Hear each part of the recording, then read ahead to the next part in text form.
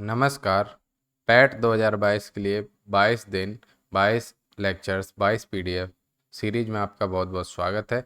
आज हम बात करेंगे डीआई और ग्राफ की, जिसमें 20 मार्क्स का आपका पैट में आता है और हमारा टारगेट रहेगा कि 20 में से 20 ही सही हो, इसमें गलत ना हो, क्योंकि यही सबसे स्कोरिंग सब्जेक्ट होता है।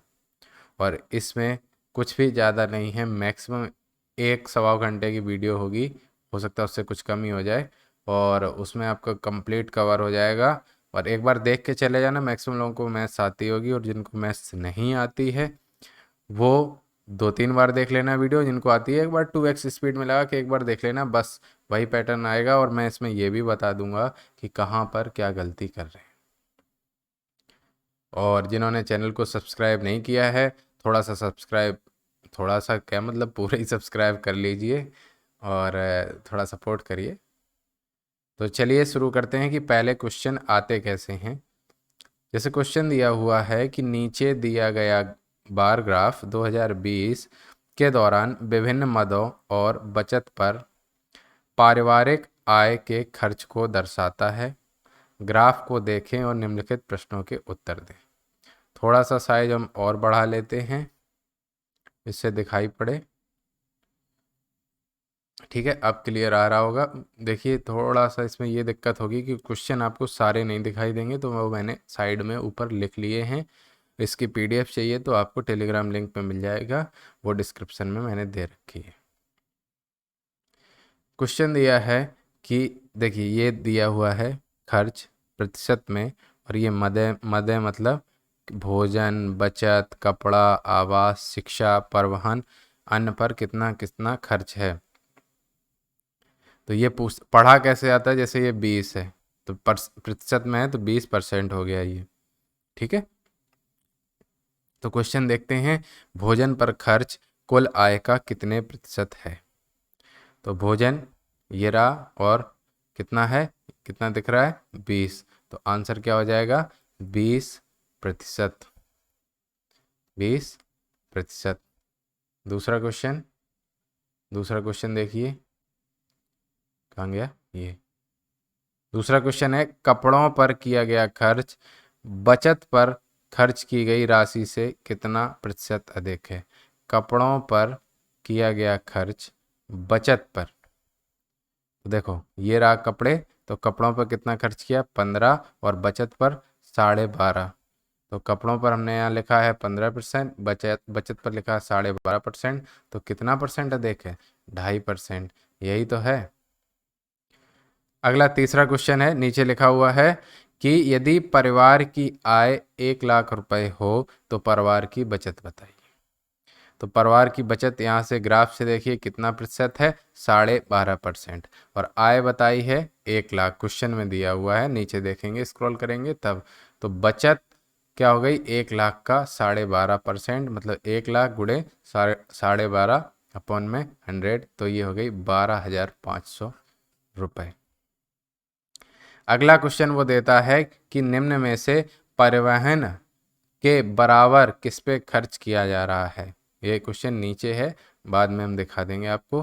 तो क्वेश्चन सुन लीजिए, निम्न में से किस में परिवहन के बराबर खर्च किया जा रहा है। तो परिवहन पे देखो, परिवहन पे कितना खर्च किया जा रहा है, 20%। तो 20% इनमें देखो कहाँ पर है, तो 20% यहाँ पे है भोजन पे। तो परिवहन के बराबर किस पे खर्च किया जा रहा है, भोजन पर।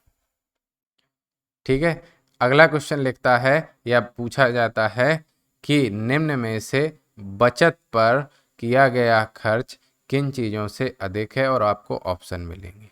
तो बचत पर किया गया खर्च कितना है, 12.5%। तो 12.5% से कम क्या है, भोजन है, जी नहीं। कपड़ा है, जी नहीं। आवास है, हाँ जी। शिक्षा है, हाँ जी। परिवहन है, नहीं। अन्न, नहीं। तो कौन कौन दो हो गए, आवास और शिक्षा। अब ये क्वेश्चन देख लेते, आवास और शिक्षा किससे ज़्यादा हो गए, बचत से। लेकिन अभी हम इसमें बताते हैं कि पैट क्या करेगा, आपको कंफ्यूज करने के लिए। ये पूछा है ना, परिवार की बचत का निम्नलिखित में से किस पर किए गए व्यय से अधिक है। तो हमने देख लिया था, आवास और शिक्षा दोनों से अधिक था। तो ये तो डायरेक्ट ऑप्शन दे दिए, किस में देखे, या तो आवास दे देगा ऑप्शन में या शिक्षा, तो वो आप टिक लगा देंगे। लेकिन पैट कहेगा निम्न में से कितनी मदें जो हैं वो परिवार की बचत से अधिक हैं। तो कितनी मदें होंगी, आवास और शिक्षा, कुल मिला के कितनी होंगी, 2। तो ऑप्शन में आपको दे देगा 1 मद, 2 मद, 3 मद, 4 मद। तो आपको क्या आंसर लगाना है, 2। इस स्थिति में पैट बस यही करता है, आपको कंफ्यूज करता है, आता है आप। और एक बात ध्यान रखें, डीआई क्वेश्चन बहुत आसान होते हैं, इसमें सिली मिस्टेक ना करें, यही तो नंबर होते हैं। डीआई हुआ आपका, ठीक है, 20 मार्क्स का। डीआई ग्राफ तालिका बोलते हैं, रीजनिंग हो गई और क्वांट हो गया, ये दोनों मिला के 10 मार्क्स के, और पैसेज हो गया और इंग्लिश हो गया, ये सब मिला के आपके 20 मार्क्स के। यही तो 50 नंबर आपको श्योर लाने हैं। बाकी जो जीएस में अगर आप 50 में 30 भी लाएंगे तो 80 के आसपास स्कोर कर जाएंगे। यहाँ गलत मत होने देना। और अभी हम डीआई के तालिका बता रहे हैं, इससे बाहर नहीं आएगा। रीजनिंग और क्वांट का भी मैं क्वेश्चन बताऊंगा, 1.5 घंटे में सारे क्वेश्चन बता दूंगा रीजनिंग और क्वांट के, उससे बाहर नहीं आएगा। तो ये 30 क्वेश्चन तो आपको 30 नंबर दे के जाएंगे अगर आप गलती नहीं करेंगे, सिली मिस्टेक्स। तो ज़्यादा पढ़ने की ज़रूरत नहीं है, समय बचाइए। उतना फोकस कहाँ करेंगे, स्टैटिक, जीके और करंट अफेयर्स पे, क्योंकि वो भी 10-10 मार्क्स की हैं, बाकी तो आपको आता ही है। तो चलिए, ये 5 क्वेश्चन हो गए, कितनी मत है, अगले देखते हैं। तो निम्नलिखित बार का ध्यानपूर्वक अध्ययन करें और प्रश्नों का उत्तर दें। इसमें दिया हुआ है नामांकित छात्रों की संख्या किसमें, प्रति 1000 में। तो इसका मतलब 2 है, तो मतलब 2000, 4000, 6000, 8000, 10000, 12000, 14000, 16000। और नीला वाला क्या है, राज्य विश्वविद्यालय है, और रेड वाला क्या है, केंद्रीय विश्वविद्यालय है। हार्पिक के कलर है ना, दो, नीला उसके लिए और लाल उसके लिए, वही वाले हार्पिक के कलर दे दिए, और ये दिए हैं सन। तो ये ऐसे पढ़ते हैं कि 2000 में, ये 2010 में और 2020 में राजकीय विश्वविद्यालय, केंद्रीय विश्वविद्यालय, राजकीय विश्वविद्यालय, केंद्रीय विश्वविद्यालय, ये ऐसे पढ़ते हैं। ठीक है, अब इसमें क्वेश्चन देखते हैं कि क्वेश्चन क्या बनता है। क्वेश्चन बना 2010 में केंद्रीय विश्वविद्यालय की तुलना में राज्य विश्वविद्यालय में कितने अधिक छात्र नामांकित थे। 2010 की बात कर रहा है, 2010। तो 2010 कहाँ है, यहाँ पर। तो हमारा सारा फोकस यहाँ पर। क्या पूछा है, केंद्रीय विश्वविद्यालय की तुलना में राज्य विश्वविद्यालय में कितने अधिक छात्र नामांकित थे। तो केंद्रीय में देख लो कितने हो गए, 14,000। 14 पे है केंद्रीय, ये 14 पर है, तो 14,000। ये कितना हो गए, केंद्रीय वाले 14,000। और राजकीय विश्वविद्यालय कितने हो गए, ये कितने पे है, ये वाली, ये रेड वाला, ये 12 पे है ना, 12। तो ये हो गया 12,000। तो कितने अधिक छात्र नामांकित थे, डिफरेंस निकाल लो, तो आ गया आंसर 2,000 छात्र जो थे वो एक्स्ट्रा नामांकित थे। ठीक है, अगला क्वेश्चन देखते हैं। इसमें क्वेश्चन है, वर्ष 2000, 2010 और 2020 के दौरान राज्य विश्वविद्यालय और केंद्रीय विश्वविद्यालय दोनों में कुल नामांकन है। कुल मिला के टोटल नामांकन पूछ लिया है, तो क्या करेंगे, सबके ही जोड़ना है। तो 8 और 10, ये कितना हो गया, 18। ये 14 और 12 कितना हो गया, 26। और ये कितना हो गया, 12, और ये कितना हो गया, 14। ये भी क्या हो गया, 26। टोटल हो गया 70, प्रति 1000 है तो 70 इंटू 1000, 70,000 आपको आंसर मिल जाए। ठीक है, अगला क्वेश्चन, राज्य विश्वविद्यालय और केंद्रीय विश्वविद्यालय में वर्ष 2000 और 2020 में कुल नामांकन का अनुपात। राज्य विश्वविद्यालय और केंद्रीय विश्वविद्यालय में 2000 और 2020 में अनुपात। तो 2000 में कहाँ गया, ये 2000 में राज्य विश्वविद्यालय कितने हो गए, 8,000 नामांकन हो गए, 8,000। और 2020 का है, तो 2020 में भी राजकीय विश्वविद्यालय के नामांकन कितने हो गए, ये 12 पर है ना, तो ये हो गया 12,000। टोटल कितना हो गया, 20,000। ये क्या हो गए, राज्य विश्वविद्यालय, ये क्या हो गए, राज्य विश्वविद्यालय। ठीक, अब बात कर देते हैं। इसके बाद पूछा है केंद्रीय विश्वविद्यालय। 2000 में केंद्रीय विश्वविद्यालय ये हो गए 10,000, 10 पर है। और ये कितने हो गए रेड वाले 2020 में, ये हो गए 14,000। तो 14 10 24,000, 10,000 और 14,000, टोटल कितने हो गए 24,000। तो रेशियो पूछा था 2020 में, तो 20,000 अनुपात 24,000। खत्म खत्म, 5:6 का अनुपात, यही क्वेश्चन है। अगला क्वेश्चन देखते हैं क्या कह रहा है। वर्ष 2020 में प्रति नामांकन 6500 रुपये था। उस वर्ष के दौरान राज्य विश्वविद्यालय में शिक्षण शुल्क से कुल कितना राजस्व एकत्र किया गया।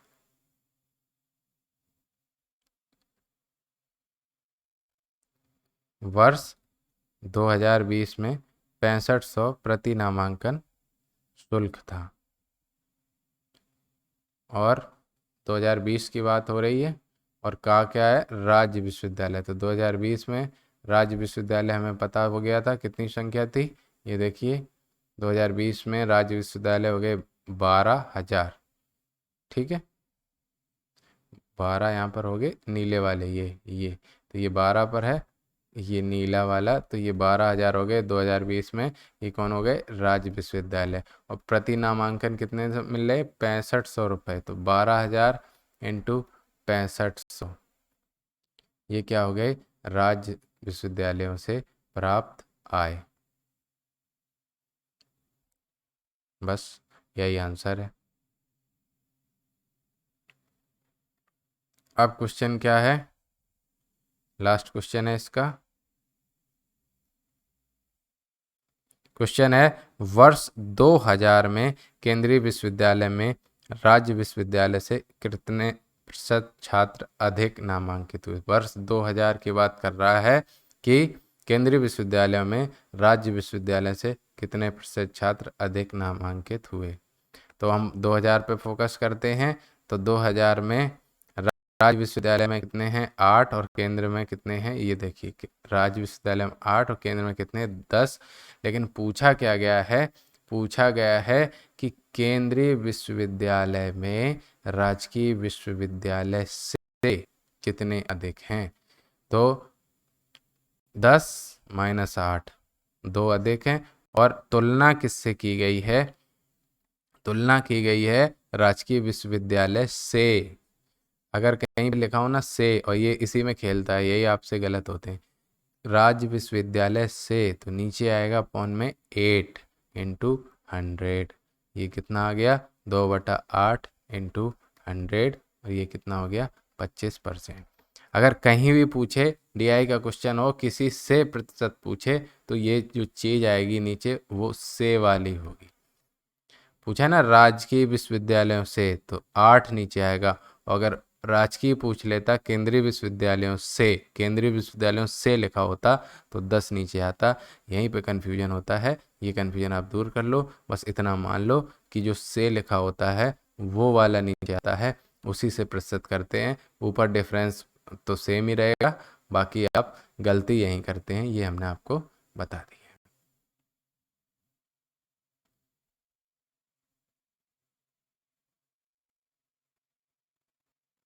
अब देखते हैं क्वेश्चन। ये दिया हुआ है, ऐसा भी एक क्वेश्चन आता है। पेट्रोल और डीजल की औसत कीमतें दे रखी हैं 2004 से 2014 के बीच में। ये कांग्रेस की सरकार की कीमतें हैं। ठीक है, उसको पॉलिटिकल एंगल ना दें, बस देख लें। जैसे ये 2004 है तो एवरेज कीमत ये देखो लिखा हुआ है औसत मूल्य किसका पेट्रोल का। नीला वाला पेट्रोल का है और लाल वाला इसने डीजल का दिया है। तो 2004 में एवरेज डीजल का 24.35 और पेट्रोल का 36.49। ऐसे करके पढ़ते हैं, ऐसे क्वेश्चन पढ़ते हैं। जो डॉट होता है बस वही पढ़ लो, जो लिखा होता है वही, इसमें तो अकल लगानी नहीं है। अब क्वेश्चन देख लेते हैं कि 2004 और 2014 में पेट्रोल की औसत कीमतों में लगभग प्रतिशत अंतर कितना है? 2004 में पेट्रोल की कीमत कितनी थी? वो थी 36.49 और 2014 में है 73.7 रुपये लीटर। ये थी पेट्रोल की कीमत। तो दोनों में अंतर निकालना होगा, तो क्या कर देंगे आप? प्रतिशत अंतर निकालना है तो दोनों को डिफरेंस ले लो। 73.70 माइनस 36.49, जो भी वैल्यू आई, मान लो वैल्यू x आई, तो x अपॉन, और तुलना कर रहे हैं ना कि हमसे अभी बताया ना, तो 2004 से कितना प्रतिशत बढ़ गया, तो किसी से है तो 2004 की जो वैल्यू आएगी मतलब उसमें कितनी थी, तो 36.49 इंटू कर देंगे 100, बस। तो यही आपका आंसर आ जाएगा। अब इसमें देखते हैं दूसरा क्वेश्चन कहाँ है। दूसरा क्वेश्चन ये है कि किस वर्ष पेट्रोल और डीजल की औसत कीमतों के बीच का अंतर न्यूनतम है? सन दिए हैं 2005, 2009, 2014 और 2004। किस वर्ष पेट्रोल और डीजल की औसत कीमतों के बीच का अंतर मिनिमम है? तो देखो, सबसे पहले तो मोटी अकल लगाओ। यहाँ डिफरेंस बीच में ज़्यादा दिख रहा होगा, यहाँ ज़्यादा, इधर थोड़ा करीब दिख रहा है, इधर थोड़ा करीब दिख रहा है और सबसे करीब यहाँ दिख रहा है। लेकिन अब जो दो करीब दिख रहे हैं उनमें डिफरेंस निकाल लो। तो 43.37 माइनस 32.76 कर दो, और 73.7 माइनस 66.79 कर दो, जिसमें जो आंसर आएगा, मान लो 2014 वाले में वैल्यू में कम आंसर आएगा, तो यही होगा न्यूनतम अंतर। यहाँ पर आएगा, वो आपको दिख रहा है 7 पॉइंट्स कुछ आएगा आंसर यहाँ पर, और यहाँ पर 10 पॉइंट समथिंग हो रहा है। तो आप समझ लीजिए कहाँ पर अंतर मिनिमम आ रहा है, वो आ रहा है सन 2014 में। यही तो पूछा है कि मिनिमम अंतर कहाँ पर है पेट्रोल और डीजल की कीमतों में, लगभग बराबर पर आ गई 2014 में। ठीक है, अब क्वेश्चन देखते हैं। वर्ष 2006 से 2012 के दौरान डीजल की कीमतों की औसत क्या है? वर्ष 2006 से 2012 के दौरान डीजल की कीमतों का औसत क्या है? तो 6, 7, 8, 9, 10, 11, 12 सबके पॉइंट ऊपर दिए होंगे ऐसे ग्राफ में बना के, 6, 7, 8, 9, 10, 11, 12। पैट ने पिछली बार ये क्वेश्चन पूछा था, हालांकि हमारे सारे सही थे, लेकिन अपने एक मित्र थे उनकी ये गलत था, जबकि वो मैथ के बहुत एक्सपर्ट हैं, क्योंकि एक छोटी सी गलती उनसे हो गई थी। वो गलती आप ना करें। अब 2006 से 2012 के बीच डीजल की कीमतों का अंतर निकालना है, तो आपको निकालना होगा 2006, 2007, 2008, 2009, 2010 और 2011 और 2012। इनकी तो पेट्रोल की कीमतों की, डीजल की कीमतों की जो एवरेज है उसके, और अपॉन में कितना करेंगे? 2006 से 12 कितना करेंगे?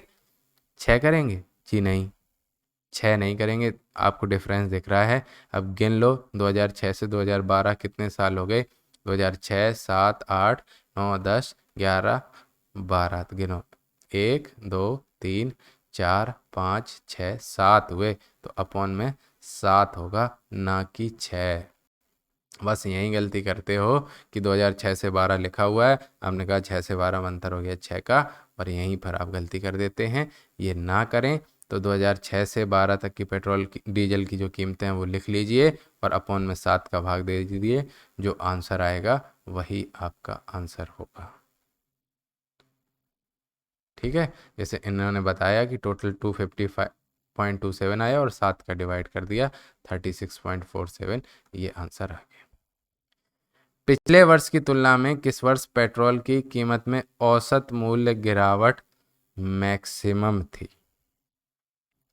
पिछले वर्ष की तुलना में, अब 2 साल दे दिए, 2006, 7, 9, 9 2 बार दे दिया है। पिछले वर्ष की तुलना में कहाँ पर कीमत औसत गिरावट? 2006, 7, 9। तो कैसे चेक करेंगे, आओ देखते हैं। 2006 कहा है हमसे, 7 कहा है और 9 कहा है। तो पिछले वर्ष 2006 से 2005, तो 2006 में कीमत कितनी थी? 2006 की तुलना कर रहे हैं ना, तो 2006 में कीमत कितनी थी? 33.65। और 2005 में कितनी थी? 29.57। ये डिफरेंस ले लेना। और 2009 की बात कर रहा है, तो 2009 में क्या करना है?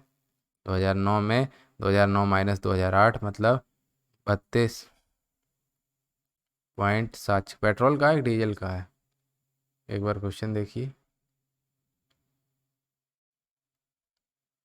पिछले वर्ष की तुलना में किस वर्ष पेट्रोल की कीमत में औसत गिरावट मैक्सिमम थी? सॉरी, ये हम डीजल कर रहे हैं, यहाँ पर डीजल की जगह पे क्या होगा? पेट्रोल। पेट्रोल का डिफरेंस यहाँ पर कर दीजिए। 2006 में पेट्रोल पिछले वर्ष से अंतर है, तो 2006 में पेट्रोल हो गया 46.76 माइनस ये रहा ना 46.76, और पिछले वर्ष है तो 2005 का घटा दोगे, क्या आ जाएगा? 40.84।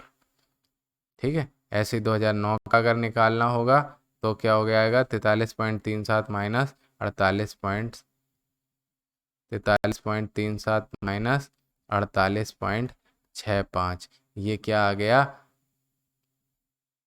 और आप एक चीज़ देख रहे हैं, 2009 में पेट्रोल की कीमत में वृद्धि नहीं हुई है, कमी हुई है, तो ये तो ऑप्शन से ही कट गया। और पूछा क्या है? वृद्धि मैक्सिमम पूछी है ना।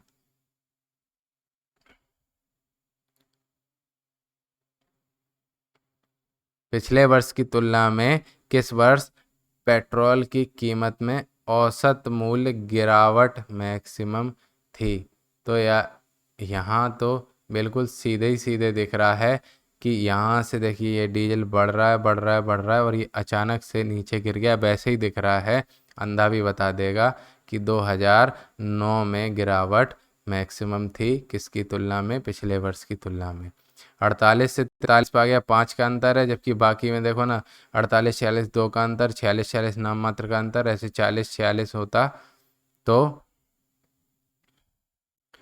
यहाँ पर 40.84 और 46.76, ये अंतर चेक कर लीजिए किस में ज़्यादा और कम आ रहा है, आपको पता चल जाएगा कि किस में पिछले वर्ष की तुलना में गिरावट में, डीजल की कीमतों की गिरावट में अंतर मैक्सिमम था। अब क्वेश्चन 5 है, इसमें थोड़ा करेक्शन कर लो। ये लिखा है 2005 में डीजल तथा पेट्रोल की औसत कीमत में लगभग कितने प्रतिशत का अंतर था? 2005 में डीजल और पेट्रोल की औसत कीमत में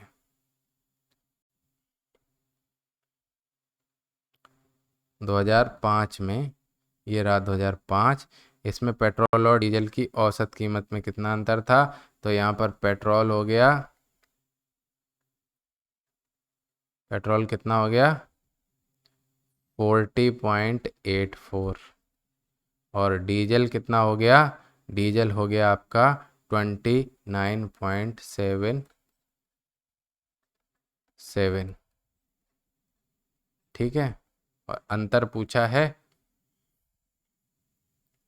तो अंतर जोड़ लो, 40.84 माइनस 29.77, ये क्या हो गया?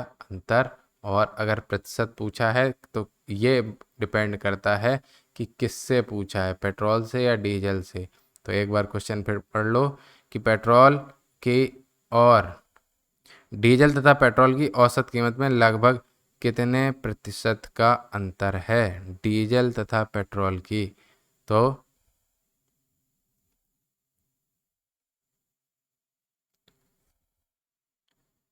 डीजल तथा पेट्रोल की कीमतों में अंतर कितना? डीजल से शुरू हुआ है तो डीजल से 29.77 से भाग दे देंगे, इंटू कर देंगे 100, ये आपका आ जाएगा आंसर। ठीक है, बस यही वैरायटी यहाँ पर आती है, ख़त्म होती है। और क्वेश्चन अगला,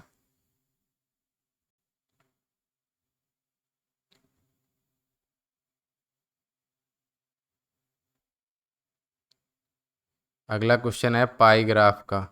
एक बार देख लीजिए क्या होता है इस टाइप के क्वेश्चन में। दिया गया पाई चार्ट है, एक वर्ष के दौरान विभिन्न खेलों पर एक देश के व्यय को दर्शाता है। ग्राफ का अध्ययन करें और निम्नलिखित प्रश्नों के उत्तर दें। विभिन्न खेलों पर उसने खर्च बता दिया है, विभिन्न खेलों पर खर्च बता दिया है। तो देखिए सबसे पहले एक बात जान लीजिए, ये क्वेश्चन ना भी होता तो क्या होता कि एक पूरा सर्किल है वो कितने डिग्री का होता है, 360 डिग्री का होगा ना। तो अगर इसको कोई भी एंगल मतलब आपको दिया हो ना, जैसे 12%, 25%, ये तो आपको एंगल निकालना हो कि ये गोल्फ का एंगल कितना है। अगर गोल्फ 12% है तो देखो सीधी सी बात है, 100% पे कितना डिग्री, 360 डिग्री। तो 1% पर 360/100, और मान लो 12% पे निकालना है गोल्फ पे, तो 360 गुणे 12/100। तो जितना प्रतिशत है उतना ही 360 का प्रतिशत होगा। तो आप आंसर निकाल सकते हैं बहुत ही आसानी से। जितना प्रतिशत दिया हो 360 का उतना ही प्रतिशत निकाल लीजिए, आपका एंगल निकल आएगा कि कितना कोण बना रहा है केंद्र के साथ दिया गया मध्य। ठीक है, अब इसको थोड़ा छोटा कर देते हैं, क्वेश्चन देखने में थोड़ी दिक्कत हो रही है। ये देखो क्वेश्चन 1 है, यदि वर्ष के दौरान खेलों पर खर्च की गई कुल राशि कितनी है, जीरो कितने लगे हैं, जो भी है 15 लाख से ऊपर ही है, देख लेना। जीरो है कि पॉइंट है इसमें कंफ्यूजन हो रहा है तो भी देख लो। क्रिकेट और हॉकी पर एक साथ खर्च की गई राशि कितनी होगी। तो क्रिकेट यहाँ पे देखो 25% है, हॉकी है 15%, तो 15 + 25 कितना हो गया, 15 + 25 कितना हो गया, 40%। तो इस धनराशि का कितना परसेंट, 40%। इस धनराशि में 40 मतलब 0.4 का गुणा कर देंगे, 15 चौको 60, 6 वाली वैल्यू कहाँ दिख रही, इसमें दिख नहीं रही, इसमें दिख नहीं रही, इसमें दिख नहीं रही, यही है। तो यही हमारा आंसर हो जाएगा। अगला क्वेश्चन है, यदि वर्ष के दौरान खेलों पर खर्च की गई कुल राशि मान लीजिए 12 लाख है, बास्केटबॉल पर कितना खर्च किया गया होगा।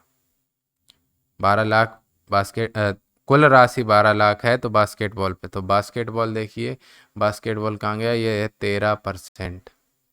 कुल धनराशि कितनी कही गई है, 12 लाख, तो बास्केटबॉल पे पूछा है तो 12 लाख का 13% निकाल लीजिए। तो 13 × 12 करिए, 13 दूनी 26, 13 और 2 15, 156 के बाद कुछ जीरो लगेंगे, कहाँ कहीं लग रहे, बस दूर दूर ऑप्शन मिलते हैं, यहीं खत्म करो, ये भी खत्म करो, ये भी खत्म करो, ये रहा। ठीक है, ये क्लियर हो गया। हाँ, अब क्वेश्चन है, अगला क्वेश्चन है, यहीं पे मैंने लिख लिया था, फुटबॉल पर खर्च कुल राशि का हॉकी पर खर्च की गई कुल राशि का अनुपात है। तो ये देखो फुटबॉल पर खर्च कुल राशि 15% है और हॉकी पर खर्च की गई राशि 15% है, तो अनुपात आ गया 1:1। तो ये भी 83 क्वेश्चन हो गया, 82 क्वेश्चन हो गया, 81 हमने कर लिया। टेनिस के लिए केंद्रीय कोण ज्ञात करो। केंद्रीय कोण टेनिस में देखो, टेनिस कहाँ है, ये 10% है, हमने क्या कहा, केंद्रीय कोण निकालना है। तो 360 का जितना परसेंट दिया हो, मान लो 10% दिया है, तो 0 से 0 दोनों उड़ गई, तो आ गया 36 डिग्री। सबसे ज़्यादा राशि किस खेल पर खर्च हुई, जिसका सबसे ज़्यादा परसेंटेज होगा, किसका है, क्रिकेट का, बस 25% है और इससे कम है, तो 25% सबसे ज़्यादा राशि किस खेल पर खर्च हुई, इसका आंसर आ गया आपका क्रिकेट। खत्म। ये क्वेश्चन जरूर आएगा इस बार, देख लेना। बस थोड़ा सा गोल्फ इसकी जगह कुछ और हो जाएगा, बस डेटा चेंज होगा और कुछ भी चेंज नहीं होगा। आप देख ले हैं, थोड़ा सा जूम कर देते हैं आप लोगों के लिए कि थोड़ा दिखाई दे। ये दिया है, नीचे दिए गए ग्राफ का अध्ययन करें और दिए गए प्रश्नों के उत्तर दें। निश्चित वर्षों में 2 अलग अलग विद्यालयों में दाखिल हुए विद्यार्थियों की ये संख्या दी है, ये संख्या दी है। 2013 में ये बी स्कूल ए के हैं ब्लू वाले, स्कूल बी के हैं ये ऑरेंज जैसा दिख रहा है, यहाँ रेड बना दिया है ऑरेंज में। तो 2013, 14, 15, 16 4 वर्षों के हैं। ये स्कूल ए के हैं, ये स्कूल बी के हैं, ये स्कूल ए के हैं, ये स्कूल बी के हैं, ये स्कूल ए के हैं, ये स्कूल बी के हैं, ये स्कूल ए के हैं, ये स्कूल बी के हैं। अब इनका क्वेश्चन देख लेते हैं, इनको तकलीफ क्या है भाई। किस वर्ष में दोनों विद्यालयों को मिलाकर दाखिल हुए विद्यार्थियों की कुल संख्या दूसरी सबसे कम थी? तो किस वर्ष में दोनों विद्यालयों को मिलाकर, तो 2013 की बात कर लेते हैं। इसमें कितने हो गए, ये हो गए 20, ये हो गए 35, तो ये हो गया 55। और 2014 की बात कर लेते हैं, तो ये हो गया 35, ये हो गया 40, ये हो गया 75। और 2015 की बात कर लेते हैं, तो ये हो गया 50, ये हो गया 40। तो 2015 हो गया 50 + 40, ये हो गया 90। और 2016 की बात करें तो ये होता है 60 और ये होता है 55, तो ये क्या हो गया 115। उसने कहा है दूसरी सबसे कम, तो सबसे कम कौन सी है 55 और दूसरी सबसे कम 75, यानी कि सन कौन सा 2014। यही आपका आंसर होगा 2014। अब अगला क्वेश्चन देखते हैं। वर्ष 2015 में दाखिल हुए विद्यार्थियों की कुल संख्या और वर्ष 2016 में दाखिल हुए विद्यार्थियों के कुल संख्या के बीच अंतर कितना था? 2015 और 16 के अभ्यर्थियों के बीच कुल संख्या का अंतर पूछ रहा है। तो 2015 में हमने निकाले थे विद्यार्थियों की कुल संख्या कितनी है, ये देखो 50 + 40 90 थी। और 2016 में विद्यार्थियों की कुल संख्या 60 + 55 थी, यानी 115 थी। तो दोनों के डिफरेंस पूछा है, तो 115 - 90 यहाँ पर कर दो, 115 - 90, आंसर आ गया 25। यही आपका कहीं ऑप्शन में दिया होगा और ये सेकंड ऑप्शन दिया, ये ऑप्शन आपका सही। ठीक, अब क्वेश्चन 2 हो गया। क्वेश्चन 3, क्वेश्चन 3 देता है वर्ष 2013 में ए में दाखिल कुल विद्यार्थियों का 2016 को दोनों स्कूल में दाखिल हुए विद्यार्थियों की संख्या से कुल अनुपात क्या था? वर्ष 2013 में ए में दाखिल कुल विद्यार्थी, तो वर्ष 2013 में ए में दाखिल कुल विद्यार्थी हो गए 20। अनुपात पूछा है 2016 को दोनों स्कूलों में, 16 के दोनों स्कूलों का हो गया तो 60, और ये कितना था 55, ये कितना हो गया 60 + 55, तो 20:115। ये शॉर्ट कर लो, 5 4 बार गया, 5 दूनी 10, 5 तिया 15, 4:23। क्वेश्चन 4 देता है वर्ष 2013 में स्कूल बी में दाखिल विद्यार्थियों की संख्या उसी स्कूल वर्ष में ए में दाखिल विद्यार्थियों की संख्या 2013 का बी और 2013 का ए दोनों में कितना % अधिक है पूछा। देखो 2013 की बात हो रही है, तो ए में दाखिल हैं 2013 में, 2013 में ए में दाखिल कितने विद्यार्थी हैं? ए में हैं 20 और बी में है 35। अब इस क्वेश्चन का दुख सुने कि ये क्या कहना चाह रहा है। ये कह रहा है कि वर्ष 2013 में स्कूल बी में दाखिल विद्यार्थियों की संख्या उसी स्कूल वर्ष में ए में दाखिल विद्यार्थियों से कितना अधिक है। तो बी में ए से कितना अधिक है, तो 35 - 20, ये हो गया 15। और किससे पूछा, अभी हमने कहा ना से, ए में दाखिल विद्यार्थियों से, तो ए आएगा नीचे, तो अपॉन में 20 × 100, ठीक है, 15 × 5 75, 75%। जो से पूछे बस उसी को नीचे रखना है प्रतिशत निकालते समय, और आप कोई गलती करेंगे नहीं। बच्चों वाली ये सब बातें हैं, बच्चा भी कहेगा क्या पढ़ रहे हो सब। अगला क्वेश्चन 2013 से 2016 तक स्कूल बी में दाखिल विद्यार्थियों की संख्या का औसत 2013 से 2016 तक में स्कूल बी का एवरेज पूछा है। फिर वही गलती होगी, 2013 से 16 मतलब 13 में कितने बी में थे 35, 14 में कितने थे, ये देखो 13 में 35, 14 में बी में 40, 15 में बी में 40 और 16 में बी में 55। और अपॉन में कितना करोगे? 2013 से 16 अंतर कितना? 3 का। लेकिन नहीं, कौन कौन से सन आएंगे? 2013 आएगा, 2014 आएगा, 2015 आएगा, 2016 आएगा। 4 सन आएंगे। तो औसत निकालने के लिए 4 से भाग देंगे, ना कि 3 से भाग देंगे। बस यही गलती करते हो, ये देख लेना। 5 क्वेश्चन बड़े आराम से ख़त्म हो गए। अब आप भी कहोगे कि हाँ भाई मज़ा आया। आप अगले क्वेश्चन देख लेते हैं। इस टाइप के क्वेश्चन कैसे करते हैं, थोड़ा सा साइज को इसमें डिक्रीज कर लेते हैं कि अब दिखाई देगा। ये देखिए, छात्रों की कुल संख्या दे रखी है आपको 2000, और यही वही डायग्राम दे दिया, प्रतिशत दे दिया। तो सीधा सीधा है, जब एंगल निकालना हो तो 360 से, और जब कुल संख्या हो और उसका प्रतिशत दिया है तो सीधे सीधे गुणा कर दो। तो ए में कितने छात्र हो जाएंगे? 2000 का 15%, 2000 का 15% कितना हो गया? 300। बी में कितने हो जाएंगे? 2000 का 25% कितना हो गया? 500। और सी में कितने हो जाएंगे? 2000 का 10% कितना हो गया? 200। और डी में कितने हो जाएंगे? 2000 का 20% कितना हो गया? 400। और ई में कितने हो जाएंगे? 2000 का 30% कितना हो गया? 600। ये तो हमें संख्या पता चल गई A B C D E की छात्रों की। अब ये पूछ रहा है क्वेश्चन नंबर 1, गांव ए से गांव सी के कुल बच्चों की संख्या का अनुपात क्या है? तो गांव ए में कुल बच्चे हो गए 300 और गांव सी में हो गए 200।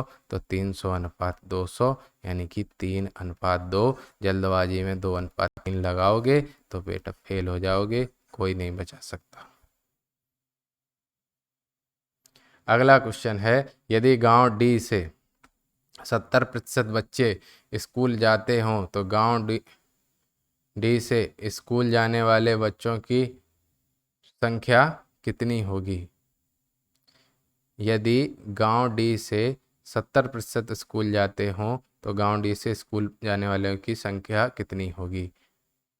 देखो, यदि गांव डी से 70% बच्चे स्कूल जाते हैं तो गांव डी में कुल बच्चे हमने निकाल लिए 400, और इसका 70% निकाल दो तो कितना हो गया? 7 चौको 28, 280। ये आपको आंसर मिल गया। अब क्वेश्चन नंबर तीसरा है, गांव डी व ई के बच्चों की कुल संख्या। तो गांव डी में 400 हैं और गांव ई में 600 हैं, दोनों को जोड़ दोगे तो क्वेश्चन 3 का आ जाएगा आंसर 1000। 600 + 400, यही आंसर क्वेश्चन नंबर तीसरे का हो गया। अब क्वेश्चन नंबर 4, गांव बी में गांव सी से कितने बच्चे हैं? देखें तो गांव बी में 500 हैं और गांव सी में 200 हैं। कितने बच्चे? देखें 300 बच्चे। देखें ये भी ख़त्म हो गया क्वेश्चन, कुछ नहीं है। केवल आपको टोटल संख्या निकाल लेनी है परसेंटेज से, बाकी इसमें कुछ होता नहीं है। कायदे से पैट का पेपर होता है 30 से 32 मिनट का टोटल, बाकी समय तो आपको गुला भरो और आराम से सो जाओ, ऐसा पेपर आता है। क्वेश्चन नंबर 5, यदि गांव डी के बच्चों में लड़कियों का प्रतिशत 55% है तो इस गांव में कुल लड़कियां कितनी होंगी? गांव डी है, इसमें 400 बच्चे हैं और 400 में कितनी लड़कियां बता दी हैं? 55%। गांव डी के बच्चों में लड़कियों की संख्या कितनी हो गई? 55%। तो 4 पंचे 20, 4 पंचे 20, 220, 220, यही आपका आंसर हो गया।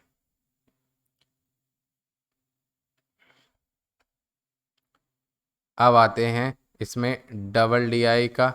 वैसे मेरी मानो डबल डीआई आता नहीं है, फिर भी हम बताए दे रहे हैं। ये वाला एक और डीआई आता है, इसमें आगे क्वेश्चन है, वो मत करना पैट के लिए। जब आप वीडियो वगैरह की तैयारी करेंगे तो उसमें हम करा देंगे, कोई दिक्कत नहीं होगी। इसमें आएगा नहीं तो क्यों बुद्धि खराब करनी। ये ग्राफ दिए, देख लीजिए, ये ग्राफ आपको देता है ऐसे। निम्नलिखित ग्राफ का ध्यानपूर्वक अध्ययन कीजिए, तदनुसार उत्तर दीजिए। निम्नलिखित ग्राफ दिए गए वर्षों के दौरान राज्य एक्स में विभिन्न राजनीतिक दलों द्वारा जीती गई सीटों और मतदान किए गए वैध मतों के प्रतिशत को दर्शाता है। पहले तो देख लो इनको पढ़ते कैसे हैं, डरना नहीं। ये कह रहा है कि 3 दल हैं, ए बी सी, अलग अलग कलर से रिप्रेजेंट हैं, और ऊपर वाले ग्राफ में जीती गई सीटों की संख्या है और कुल संख्या सीटों की 140 दी है।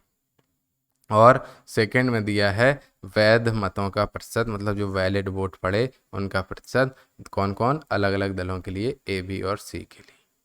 अब देखते हैं इन भाई साहब को दुख क्या है, इनका भी दुख दूर करें भाई। इस सज्जन को क्या तकलीफ है भाई। क्वेश्चन 1 कहता है कि यदि 2002 में राज्य एक्स के चुनाव में वैध मतों की कुल संख्या 5 करोड़ है, तो सबसे पहले तो 2002 कह रहा है, तो यहाँ आ जाओ और कुछ देखना ही नहीं। उसके बाद कह रहा है वैध मतों की कुल संख्या 5 करोड़ है। वैध मत कहाँ है, सेकंड वाले में। तो दल सी के लिए एक सीट जीतने के लिए मतों की औसत संख्या ज्ञात करो। तो बात कर रहा है दल सी की, तो इस पे फोकस करो। तो दल सी जो हमें दिया है वो दिया है, ये दिखाई नहीं दे रहा तो हम बता दे रहे हैं, ये 11% वैलिड वोट मिले हैं। तो कुल वोट पड़ा है 5 करोड़ और 5 करोड़ का 11% वैलिड वोट पड़ा है किसको, सी को। ये तो हो गया कुल वोट, ये हो गया। अगर हम पूछें एक सीट जीतने के लिए औसत मतलब ये, और सी द्वारा सीटें कितनी जीती गई हैं, सीटें जीती गई हैं 5। तो ये जो ऊपर वाला वोट था 5 करोड़ का 11%, वो कितनी सीटें जीतने के लिए मिला, 5 सीटों के लिए। औसत निकालने के लिए 5 से डिवाइड कर देंगे, तो ये सब हो जाएगा ख़त्म, इनटू लाख आ जाएगा। करोड़ था ना, तो करोड़ में भाग देंगे, 11 करोड़ है ना, 5 करोड़, 5 करोड़ है ना, 5 करोड़ इंटू 11/100। और 5 का भाग क्यों दे रहे हैं, क्योंकि टोटल सीटें जीती हैं 5 ने। अगर ये सी की जगह पूछ लेता बी का, तो ये अगर ये 52 सीटें हैं तो 52 का भाग देते, और यहाँ पर 38 है तो ये 11 की जगह 38% करते। तो ये आंसर आ जाता है आपका 11 लाख। ठीक है। क्वेश्चन नंबर 2, किस वर्ष में पिछले वर्ष की तुलना में ए द्वारा जीती गई सीटों की संख्या में प्रतिशत वृद्धि मैक्सिमम दर्ज की गई, 4 वर्ष दिए। किस वर्ष में पिछले वर्ष की तुलना में ए द्वारा, तब ए का फोकस करो और किसका कह रहा है, जीती गई सीटें। तो ए द्वारा जीती गई सीटें, ए कैसे डिनोट किया है, ए इन्होंने ब्लू से डिनोट किया है। तो ए 67 है, ए 67, और ये 121, 98 में 117 और 2002 में 125। ये पूछा है कि सीटों की संख्या में प्रतिशत वृद्धि मैक्सिमम है। कायदे से तो इसमें आपको प्रतिशत निकालना पड़ेगा डिफरेंस के तौर पर, लेकिन ये सब करने की ज़रूरत पड़ेगी नहीं, सीधे सीधे देख लो। सबसे ज़्यादा वृद्धि देखो 117 से 125, कितने की वृद्धि, हम सन बात कर रहे हैं किसकी, 2002 की। तो 117 से 125 कितने की वृद्धि, 8 की। प्रतिशत निकाल रहे हैं तो 117 अपॉन में और 100, और 121 से 117 ये तो घट गई, वृद्धि पूछी है तो 1998 तो ऑप्शन से ही कट गया, क्योंकि इसमें तो कमी हो गई वृद्धि की जगह। अब बात करें 1995 की और 67, 121, तो 121 माइनस 67 अपॉन में 67, तो अंधा होगा ना वो भी बता देगा कि यही वाला प्रतिशत ज़्यादा आएगा। तो ये आंसर हो जाएगा 1995, क्योंकि कहा है किस वर्ष से पिछले वर्ष की तुलना में, तो 1995 आंसर होगा, 1990 नहीं, क्योंकि इससे पिछले वर्ष की तुलना में वृद्धि इसमें हुई है 1995 में, 1995 के पिछले वर्ष की तुलना में वृद्धि हुई है। तो आंसर हो गया 1995।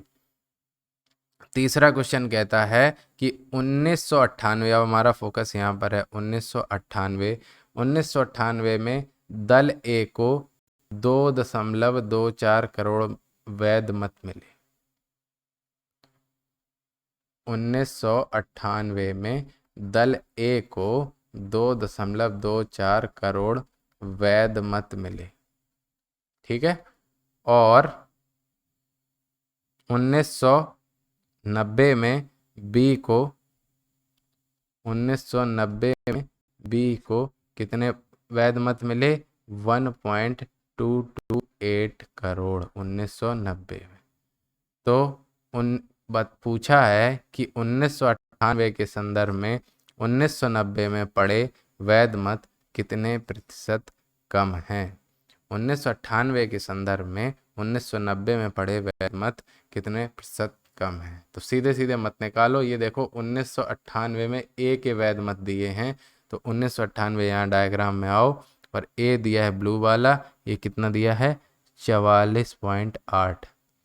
तो 44.8% जो वैल्यू दी है वो है 2.24 करोड़ की। तो 100% निकालेंगे तब तो वैध मत मिलेंगे। तो ये 2.24 करोड़ अपॉन में 44.8 इंटू 100 जो भी वैल्यू आएगी, ठीक है। और अब बी की बात करें, बी 1990 रेड वाला है, इसमें 30.7% बी को मिले थे। तो 30.7% किसके बराबर हो गया? ये बात हो रही है 1990 की। 30.7% वोट बता रहे हैं 1.228 करोड़ की, लेकिन हमको कितना चाहिए? 100% चाहिए। तो 100% हो गया 1.228 अपॉन में 30.7 इंटू 100 करोड़। अब जो भी वैल्यू आएगी दोनों को घटा देंगे। यही पूछा है कि कितना वैध मत कम है, और परसेंटेज निकालना है तो परसेंटेज भी निकाल लेंगे। निम्न में से किस वर्ष में दल ए 2/3 सीटें प्राप्त करता है कुल सीटों की? तो कुल सीटें हो गई हैं, हमने आपको बताया, ये रहा 140, और दल ए की बात हो रही है, तो 140 का 2/3 हो गया 280/3।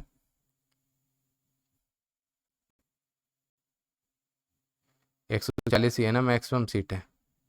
एक मिनट, हाँ 140 का 2/3 है, तो 280/3, 93 सीटें हो गई। और इसमें पूछा गया है दल ए, तो 93 कहाँ पर प्राप्त होता है, और ऑप्शन दिए। एग्जैक्ट क्वेश्चन देख लेते हैं, क्वेश्चन नंबर 4 कहाँ पर है।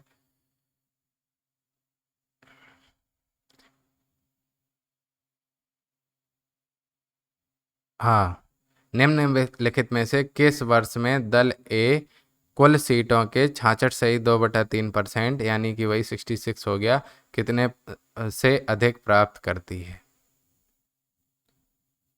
66 सही। तो ये देखिए यहाँ पर, पहले थोड़ा सा क्लियर कर देते हैं।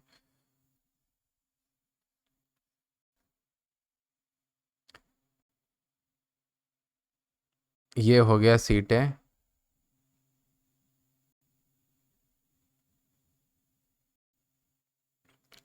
कुल सीटें तो बराबर ही रहेंगी, 67 प्लस 33 प्लस 82। ये 33 है ना? हाँ 33 है।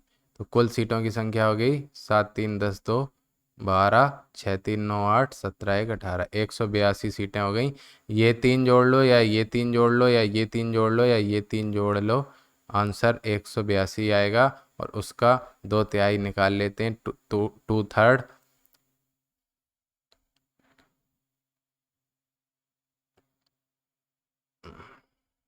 ये 6 बार गया, 18 शून्य बार गया, और इंटू 2 लगभग बता रहे हैं 120 आ जाएगा। तो 120 के आसपास कहाँ है? 121। ये है 1995 में। अब इसमें एक बहुत अच्छा क्वेश्चन ये है लास्ट वाला, जो देख लो एक बार।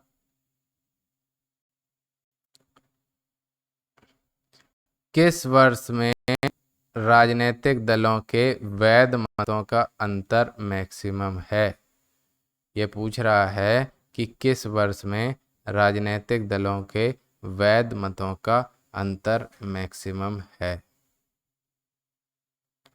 तो वैध मतों का अगर प्रतिशत अंतर पूछते ना, वैध प्रतिशत अंतर, तो हम निकाल देते, लेकिन वो पूछा है वैध मतों का अंतर। तो वैध मत हम तभी तो निकाल पाएंगे जब हमें दिया होगा कुल मत। कुल मत तो हमें दिया ही नहीं है, तो हम कैसे बता सकते हैं? तो इसका आंसर है ज्ञात नहीं किया जा सकता। तो यहाँ पर यह वैरायटी भी खत्म होती है। ये क्वेश्चन करना नहीं है, लेकिन हम आपको बता दे रहे हैं कि इसको सॉल्व कैसे करना है। आराम से हो जाता है, बस डरना नहीं है। आएगा नहीं ये लिख के ले लो, कभी नहीं आएगा, फिर भी बता देते हैं। इसमें लिखता है कि निम्नलिखित बार और पाई चार्ट को पढ़िए और नीचे दिए गए प्रश्नों के उत्तर दीजिए। एक संस्थान द्वारा विषय अनुसार साक्षात्कार में उपस्थित अभ्यर्थियों की संख्या और साक्षात्कार के बाद चयनित अभ्यर्थियों की कुल संख्या दी गई हुई है। और पहले में दिया है साक्षात्कार में उपस्थित अभ्यर्थियों की कुल संख्या 25,780 है और भिन्न भिन्न विषयों में विद्यार्थियों का प्रतिशत विवरण भी दिया।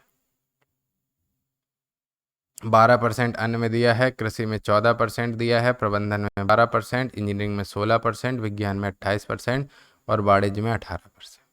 तो उपस्थित विद्यार्थी कितने थे? 25,780। तो 25,780 का 12% कर लोगे तो अन्य निकल आएगा। 25,780 का 14% निकल लोगे तो कृषि निकल आएगा। ऐसे ही 25,780 के जो भी परसेंटेज निकाल लोगे तो इन अलग अलग सब्जेक्ट की संख्या आ जाएगी। अब आते हैं दूसरे डायग्राम पे। अब हो गया इंटरव्यू। पहले तो इतने बुलाए थे, उसके बाद इंटरव्यू में बुलाए, इंटरव्यू में छटके रह गए 7,390। तो अब इसमें प्रतिशत दिया है, तो इसमें जो भी प्रतिशत दिया जाए आप क्या करेंगे, सबका प्रतिशत निकाल लेंगे। और उसमें किसका? तो 7,390 का 16% निकालेंगे तो ये मद आएगी। 14% निकाले, अभी तक निकाल रहे थे 25,780 का, लेकिन अब निकालेंगे 7,390 का। फिर जिसमें जो क्वेश्चन बनता है वो पूछ ले, आप उसका आंसर दे देंगे कि हाँ अब बोलो। पूछेगा किस में कितने ज़्यादा चयनित हुए, किस में कितना प्रतिशत चयनित, सब निकल आएगा। हालांकि ये पूछेगा नहीं, तो चिंता मत करें।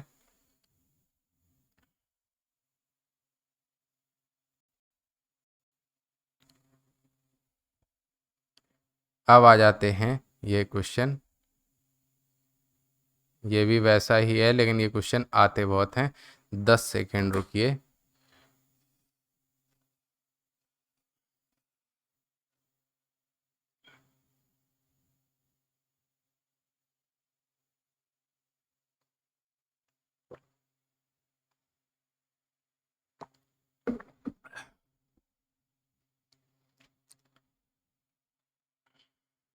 तो आते हैं क्वेश्चन पर। लिखा है एक संगठन में विभिन्न विभागों में कार्यरत कर्मचारियों के प्रतिशत और उसमें पुरुषों की संख्या का विवरण दिया गया। अभी भी वही बात है, कर्मचारियों की कुल संख्या दी गई 800। अब प्रतिशत दिया है बिक्री, लेखा, उत्पादन, आईटी, मानव संसाधन में 5%। जितना परसेंटेज दिया है उसमें 800 का गुणा कर दो। 10% दिया है तो 192 हो गए बिक्री के। लेखा हो गया 800 का 16% जो कि आएगा 128। उत्पादन हो गया 800 का 35% जो आएगा 280। मानव संसाधन आएगा 800 का 5% जो कि आ गया 40। और आईटी हो गया 800 का 20% जो कि हो गया 160। ठीक है, अब आगे इनके क्वेश्चन देख लेते हैं कि ये कहना क्या चाहते हैं भाई साहब। इनका भी दुख देखते हैं। हाँ, अब इन्होंने थोड़ी सी लगाई अकल।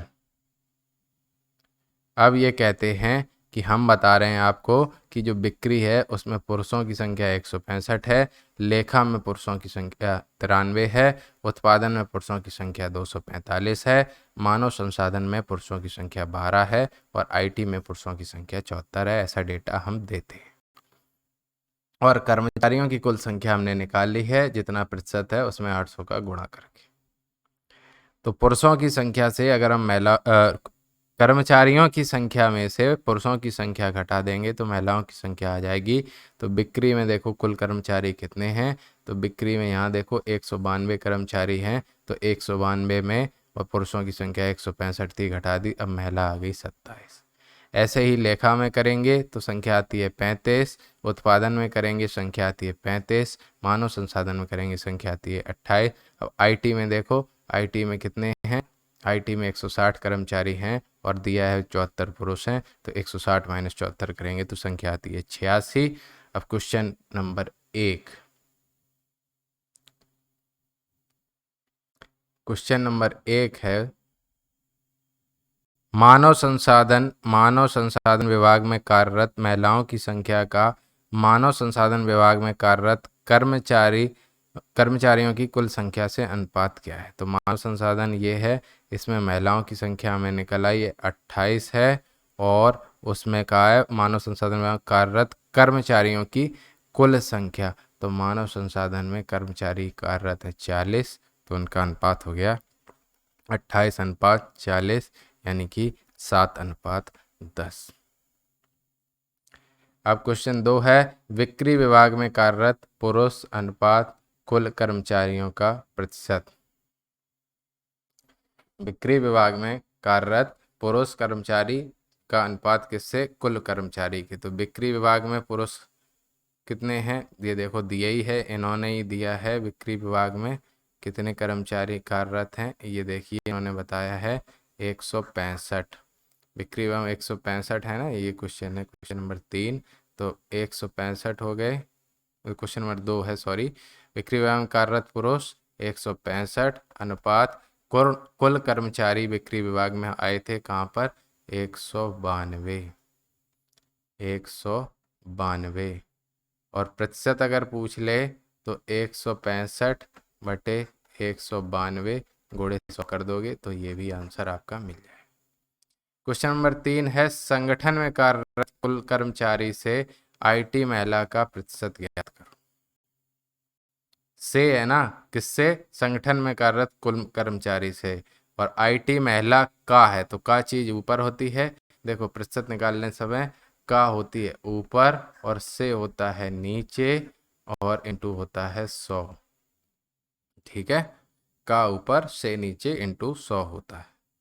तो बिक्री विभाग में पुरुष क्वेश्चन नंबर 3, संगठन में कार्यरत कुल कर्मचारी से आईटी महिला का प्रतिशत।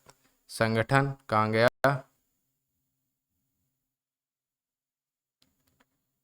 संगठन में कार्यरत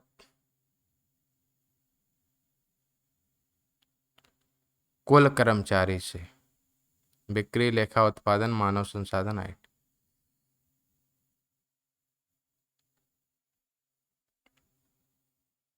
तो कुल कितने हैं संगठन में कार्यरत, देखिए कर्मचारियों की कुल संख्या कितनी है, 800। तो नीचे आएगा ना से, तो नीचे हो गया 800, और किससे पूछा है, आईटी महिला का प्रतिशत। तो आईटी में कितनी महिलाएं हैं, आईटी ये रहा, और महिलाओं की संख्या आ गई, ये तो 74 पुरुष थे, 160 - 86। आईटी में महिलाएं 86 और संगठन में कार्यरत कुल कर्मचारी 800 इंटू 100 कर दोगे 86/8, इतना प्रतिशत आ जाए। क्वेश्चन 4 है बिक्री विभाग में पुरुष व महिलाओं का अनुपात। तो ये तो सीधा सीधा क्वेश्चन है, बिक्री विभाग ये रहा, पुरुष 165 महिला 27, तो ये हो गया 165 अनुपात 27, 3 से भाग दे देना। ठीक है, तो आंसर आ जाएगा। अब क्वेश्चन 5 है लेखा और उत्पादन विभाग में कार्यरत कुल कर्मचारियों की संख्या। तो लेखा में कितने हैं कुल कर्मचारी, लेखा यहाँ देखो ऊपर ऊपर पर लेखा में 128 हैं और उत्पादन में 280 हैं, तो इसका आंसर आ जाएगा 128 प्लस 280, यही आ जाएंगे कुल कर्मचारी लेखा और उत्पादन विभाग के। ठीक है, कुछ नहीं करना है, आपको सीधा सीधा परसेंट दिया है उसमें कुल कर्मचारियों का परसेंट निकाल लोगे तो गोला आ जाएगा। और अगर एंगल पूछा हो और वैल्यू दी हो, परसेंट ना दिया हो, तो आपको क्या करना है, 360 का कर देना है बस। आगे देखते हैं। ये तो हो गया क्वेश्चन। हाँ, ये मोस्ट एक्सपेक्टेड क्वेश्चन है, तो इसको थोड़ा सा और ध्यान से देख लीजिए। इसके बाद शायद कोई क्वेश्चन नहीं है। ये है, किसी देश का व्यापार घाटा है, किसी देश का व्यापार घाटा करोड़ रुपए में है, अलग अलग सन में 2013, 14, 15, 16, 17, 18, 19, 20। तो क्वेश्चन देखते हैं। क्वेश्चन कहता है कि 2019 में घाटा 2016 में घाटे का लगभग कितना गुना था। तो 2019 में घाटा देखो कितना हो रहा है। तो 2019 में घाटा है 4200 रुपये, मतलब 4200, ये करोड़ में है ना, तो 4200। और 2019 में घाटा 2016 में घाटे के कितने गुना है। तो 2016 में घाटा कितना हुआ था, 2800 का। तो कितने गुना हो गया, 4200 अपॉन 2800, जो भी वैल्यू आएगी निकाल लेना। 21, 7 दूनी 14, 7 या 21, ये हो गया 1.5 गुना। दूसरा क्वेश्चन है, 2015 की तुलना में 2019 में घाटे में वृद्धि। 2015 की तुलना में 2019 में घाटे में वृद्धि ज्ञात करो, प्रतिशत में ज्ञात करो। कोई बात नहीं, कर लेंगे। तो 2015 में घाटा हुआ 2100, 2015 में घाटा कितना हुआ, 2100। और 2019 में कितना हुआ घाटा, हम निकाल चुके हैं 4200। और पूछा है 15 की तुलना में 19 में घाटे में वृद्धि। तो घाटे में वृद्धि कितनी हुई, 4200 माइनस 2100। और किसकी तुलना में, 2015 की तुलना में है ना, तो जिससे तुलना करेंगे वही तो नीचे रहेगा। तो 2015 की तुलना माने 2100 नीचे रहेगा। आंसर आ जाएगा 100%। प्रतिशत में 100 का गुणा करते हैं ना, तो यह आ गया, ऊपर 2100 नीचे 2100 कट जाएगा, 100% की वृद्धि। जिसकी तुलना में या फिर लिखा हो उससे, से का मतलब होता है ना तुलना, मैं तुमसे अच्छा हूँ, तुलना हो गया। या फिर से की जगह लिखा हो की तुलना, तो वही रहेगा हर में, उसी से परसेंटेज निकालें। अगर कहीं पे लिखा हो 2015 से 2019 में घाटे में वृद्धि, तो भी वही मतलब है। और 2015 की तुलना, वही तो होता है ना, हम आपसे पढ़ाने में अच्छे हैं या पढ़ने में अच्छे, तो से है ना। या फिर कह सकते हैं हम आपकी तुलना में, से वाला हमेशा नीचे रहे। अब क्वेश्चन 3 कहता है कि किस वर्ष में घाटे की प्रतिशत वृद्धि पिछले की तुलना में अधिकतम थी। किस वर्ष में घाटे की प्रतिशत वृद्धि पिछले की तुलना में मैक्सिमम थी। ऑप्शन है 2014, 16, 18, 19। तो इन्हीं में चेक करना है। तो 2014 में घाटे में वृद्धि हुई थी, हाँ जी हुई थी। अंतर देख लेंगे कैसे, रुक जाओ पहले। 2016 में घाटे में वृद्धि हुई ना, तो 16 तो ऑप्शन ही कट गया, इसमें तो घाटा घटा है। अब 2018 में घाटे में वृद्धि हुई थी, हाँ हुई थी। और 2019 में पिछले की तुलना में घाटे में वृद्धि, हाँ ये भी हुई थी। 2018 में भी हुई थी और 2019 में भी हुई थी। अब पूछ लेगा किस वर्ष में घाटे की प्रतिशत वृद्धि पिछले की तुलना में मैक्सिमम है। तो हमारे ऑप्शन से कटा सिर्फ 2016। अब 2014 की बात करते हैं। तो 2014 और किससे कहा है, पिछले वर्ष की तुलना में। तो 2014 यहाँ पर 3100 है, और 3100 और पिछले वर्ष की तुलना माने 2013 में कितना है, देख लो 2200 है। 2200 और उसी की तुलना में है, तो अपॉन में 2200 होगा और इनटू 100 कर देंगे। जो भी वैल्यू आएगी ये निकल के आएगी आपकी 2014 के लिए। और 2016 के लिए, कि 2016 तो घाटे में वृद्धि नहीं हुई, घाटे में कमी हुई, तो वो तो ऑप्शन से कट गया। अब 2018 की देख लेते हैं। तो 2018 में 3600 है और उससे पहले 2600 है। तो 3600 माइनस 2600 अपॉन में 2600 ही रहेगा, क्योंकि पिछले वर्ष की तुलना में क्या है, और 100 हो जाएगा। और अब 2019 की बात कर लेते हैं। तो 2019 में 4200 है, और 4200 माइनस 3600 रहेगा, और 3600 ही रहेगा नीचे, क्योंकि पिछले वर्ष की तुलना में 100। जो भी वैल्यू अधिक आएगी वो परसेंटेज आप बता देना। अब पूछा है 2015 व 2018 में व्यापार घाटे का रेशियो। तो 2015 में व्यापार घाटा 2100 रहा है, और 2018 में व्यापार घाटा 3600 रहा है।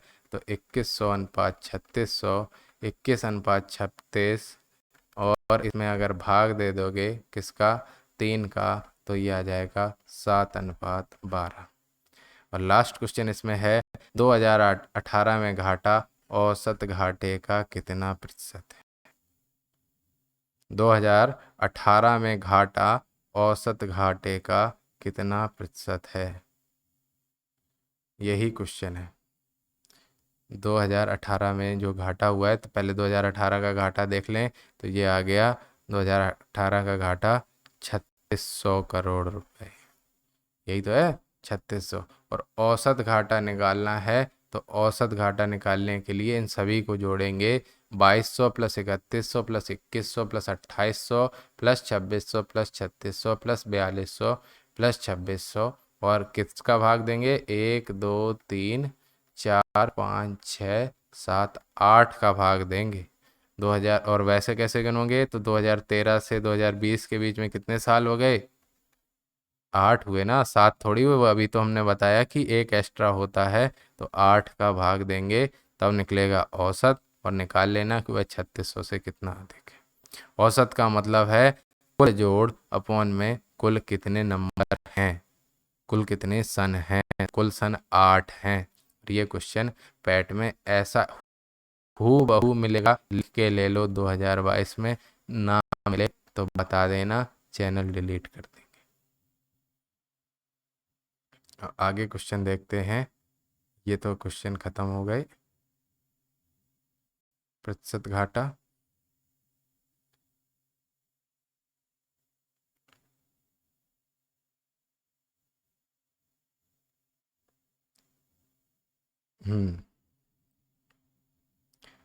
ये है क्वेश्चन।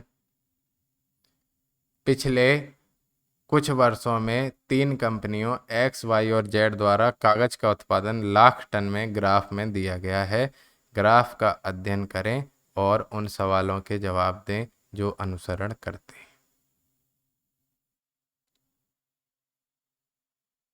ये है, ये देखो, ये 10 लिखा है, ये 20 है, ये 30 है, ये 40, ये 50, ये 60 है, ये 1996 है, 1997 है, ये 97 है, ये 98 है, ये 99 है, ये 2000 है। दिख नहीं रहा होगा तो बता रहे हैं।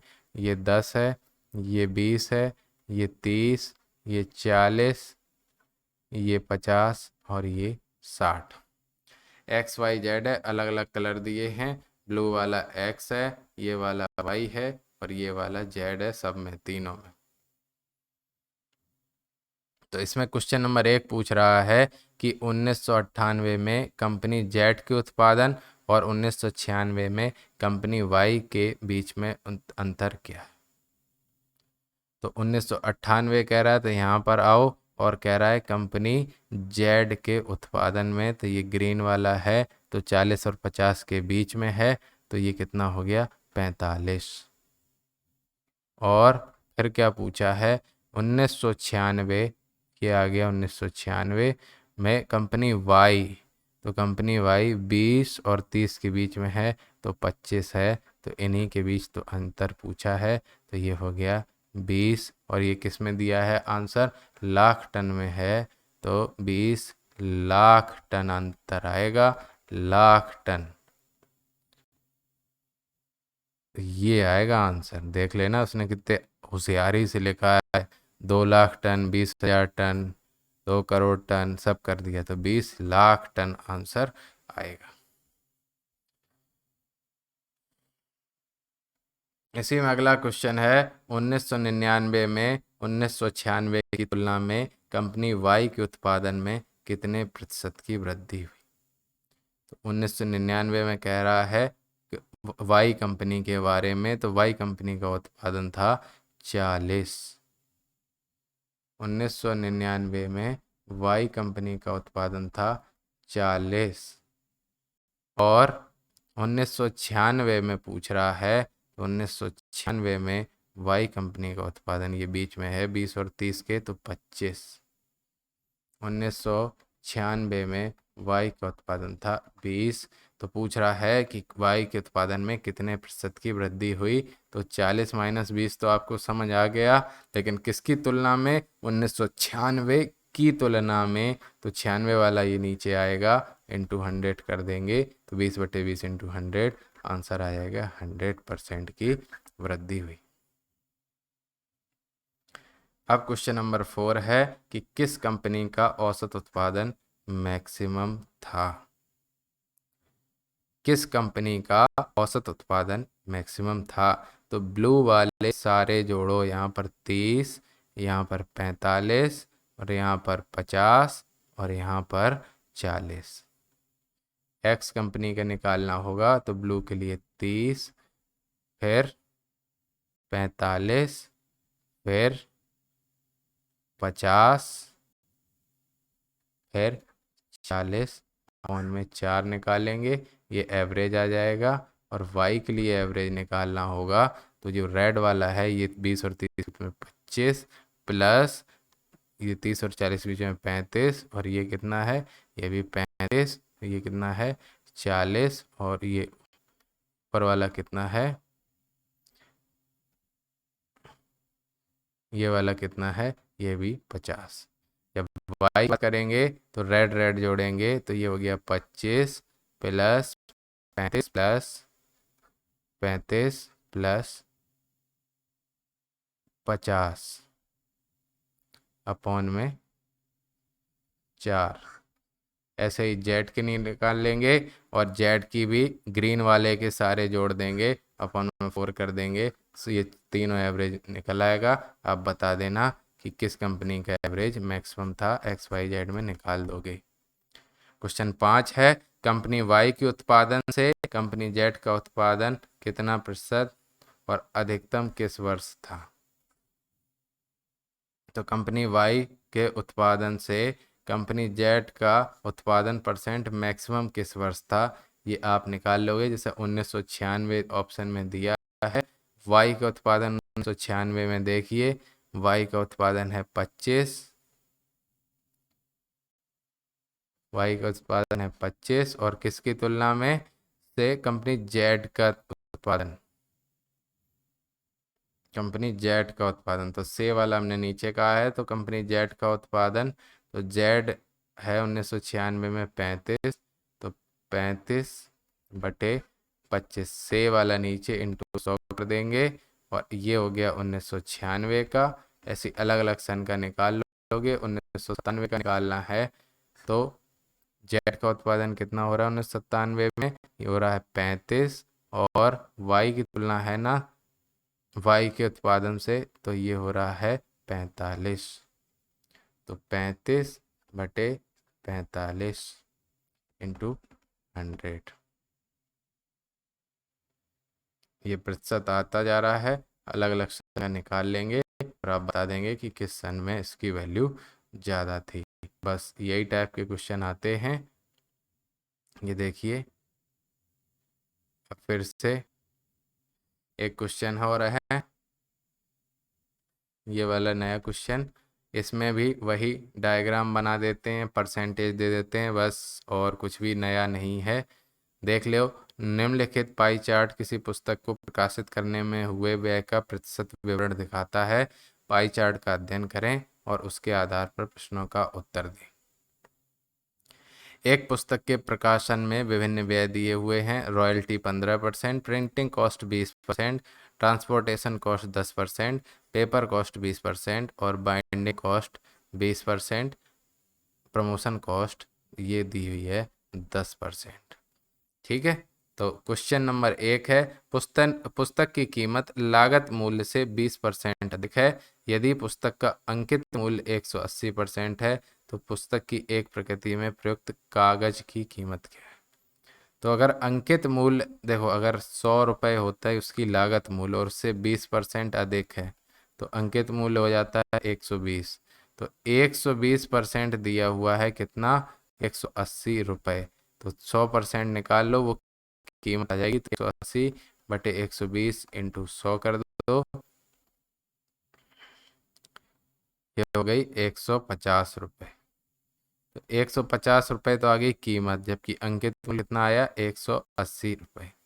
तो पूछा है कि पुस्तक की एक प्रति में प्रयुक्त कागज की कीमत, पेपर कॉस्ट आ रही है 25%। तो 150 का 25% निकालिए, कितना आ रहा, 37.5। यही आपका आंसर हो जाएगा। अब इसमें दूसरा क्वेश्चन क्या है,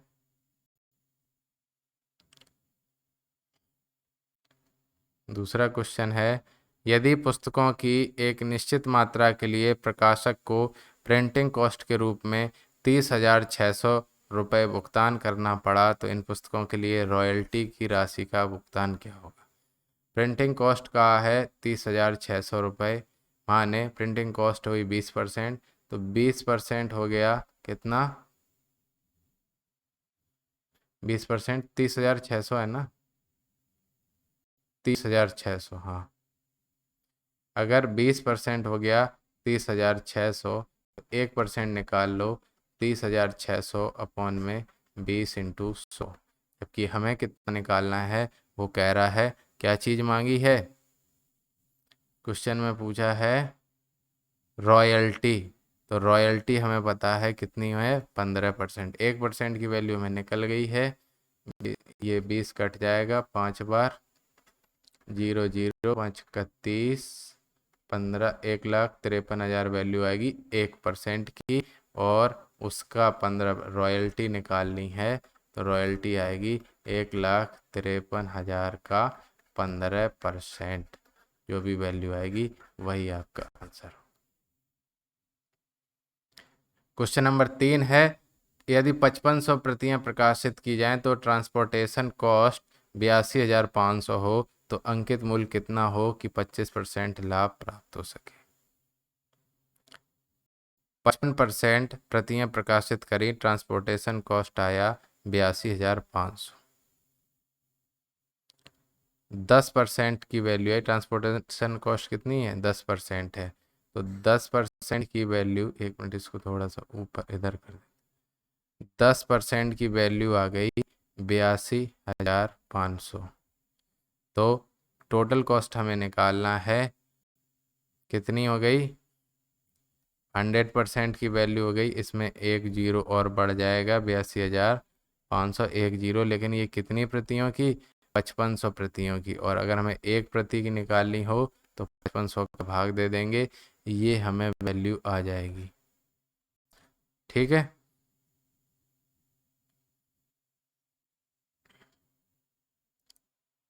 ये हो गया 5 11 बार गया, 5 एक 5 111, 15 बार गए, 15 बार आंसर इसका गया 15। एक की वैल्यू आई 15 रुपये, लेकिन उसने कहा है कि कितना प्रतिशत प्रिंट करें कि 25% का लाभ हो। तो 100% वैल्यू होती है 15, और 25% का लाभ हो, यानी कि 125% हो गई, 15 गुणे 125/100, जो भी वैल्यू आएगी वो आपका आंसर। अब अगला क्वेश्चन है, क्वेश्चन नंबर 4, कि रॉयल्टी प्रिंटिंग से कितना प्रतिशत कम है। सीधे सीधे देख लो, रॉयल्टी जो है 15% है और प्रिंटिंग कॉस्ट 20% है, तो कितना प्रतिशत कम है, सीधा सीधा आंसर है 5% कम है। ठीक है, और लास्ट क्वेश्चन, रॉयल्टी के लिए व्यय के अनुरूप केंद्रीय कोड।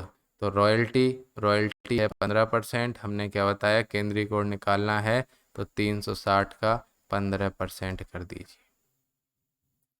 ठीक है, ये वैल्यू आ जाएगी, 5 तिया 15, 5 दूनी 10, 18 तिया 54 डिग्री, ये आ गया कोड। तो ये क्वेश्चन बहुत आसानी से हो जाएंगे। इसी में ये 5 क्वेश्चन थे, हमने एक जगह लिख लिए थे, बार बार स्क्रॉल ना करना पड़े बस।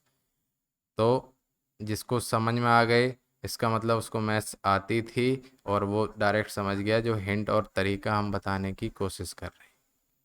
जिसको बिल्कुल भी नहीं समझ में आया है तो देखो दो बड़ी बातें, अगर इतनी भी मैथ नहीं आती है कि क्या हो रहा है, कहाँ गुणा, कहाँ प्रतिशत, कहाँ अंकित मूल, दोस्त पैट दे के भी क्या करोगे। पैट में इस बार आपको 75 प्लस से नीचे कुछ एग्जाम देने को मिलेंगे ही नहीं मार्क्स। और मैथ्स नहीं आती है तो आपका फाइनल सिलेक्शन भी तो नहीं होगा। देख रहे हो लेखपाल में लोग 24 25 करके आ, तो वो एग्ज़ाम ट्राई करो जिसमें मैथ्स नहीं आती है। जिसको मैथ्स नहीं आती है उन लोगों के लिए कह रहे हैं जैसे वीडियो का एग्ज़ाम।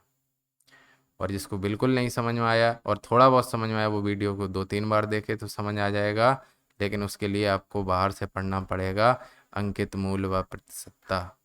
और जिसको मैथ्स आती है वो तुरंत इसको वीडियो को 2x स्पीड में देख लेना, कोई दिक्कत नहीं है।